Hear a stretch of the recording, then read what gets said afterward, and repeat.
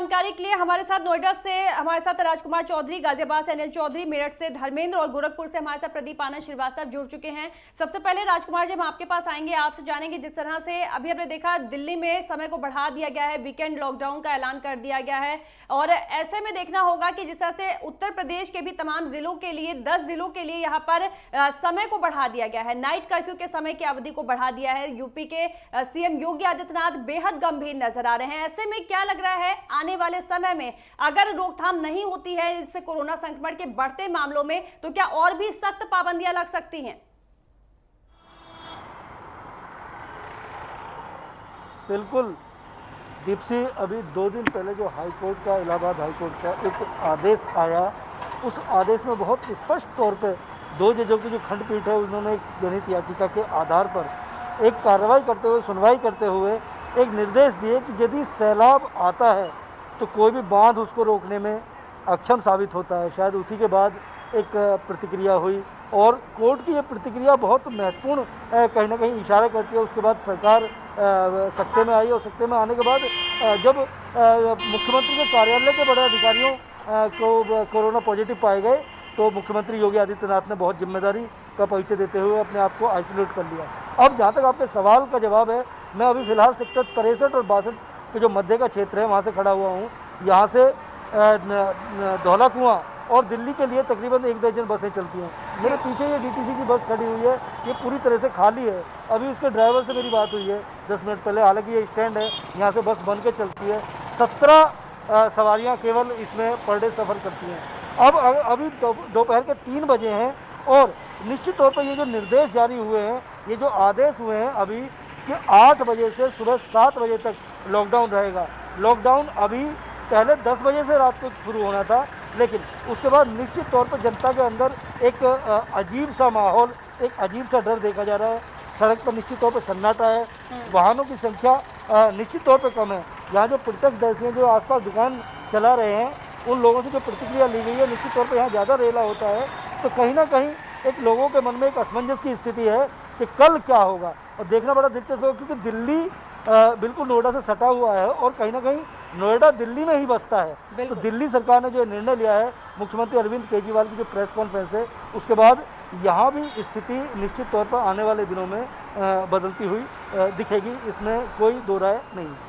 बिल्कुल, गाजियाबाद से हमारे साथ अनिल चौधरी भी जुड़े हुए हैं। अनिल, आपसे जानेंगे जिस तरह से लगातार कोरोना के मामले बढ़ते जा रहे हैं और ऐसे में एक सख्त पाबंदियां भी देखने को मिल रही हैं, नाइट कर्फ्यू के समय अवधि को बढ़ा दिया गया है। ऐसे में किस तरह की जो व्यापारी हैं उनकी तरफ से किस तरह की प्रतिक्रियाएं सामने आ रही हैं?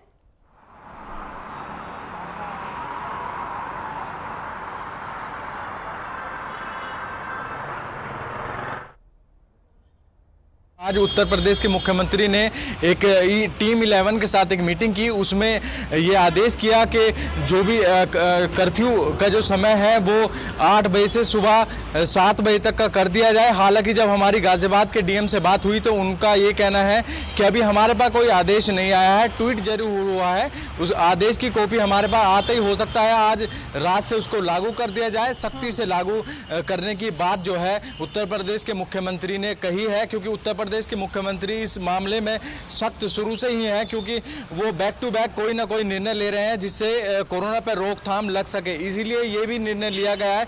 हालांकि यदि व्यापारियों की अगर बात करें तो व्यापारियों से मेरी बात हुई तो कुछ व्यापारियों इस कर्फ्यू का जो समय जो कम किया गया है, जो पहले 10 बजे का समय था, 10 बजे से सुबह 6 बजे तक का, और अब जो समय जो कर दिया गया है वो 8 बजे से सुबह 7 बजे का कर दिया गया है। तो लोग काफ़ी इसका स्वागत कर रहे हैं। लोगों का कहना है कि जान है तो जहान है, जब ही रोजगार होगा जब हम होंगे। तो ये सब जो उत्तर प्रदेश मुख्यमंत्री का ये आदेश है उसका स्वागत जरूर यहाँ के जो लोग हैं वो कर रहे हैं। और साथ ही उत्तर प्रदेश के मुख्यमंत्री ने ट्वीट कर ये जानकारी जरूर दी है, पर अभी गाजियाबाद में कोई भी इस तरीके का आदेश जो है डीएम ने नहीं किया है। जो अभी जो समय सीमा थी पहले वही अभी जारी रहेगी। अभी मेरी थोड़ी देर पहले ही गाजियाबाद के जिलाधिकारी से बात हुई तो उनका यही कहना है, जो समय सीमा हमने पहले बताई थी वही है, आदेश आने के बाद में हम उसको लागू कर देंगे। हो सकता है आज रात से उसको लागू कर दिया जाए। जी बिल्कुल, मेरठ से धर्मेंद्र भी हमारे साथ जुड़े हुए हैं। धर्मेंद्र, आपसे जानेंगे मेरठ में क्या स्थिति है कोरोना के आंकड़ों की, और जिस तरह से नाइट कर्फ्यू के समय अवधि को बढ़ाने का ऐलान किया गया है सीएम योगी आदित्यनाथ की तरफ से, ऐसे में क्या आने वाले समय के लिए सख्त पाबंदियों के लिए लोग तैयार हैं?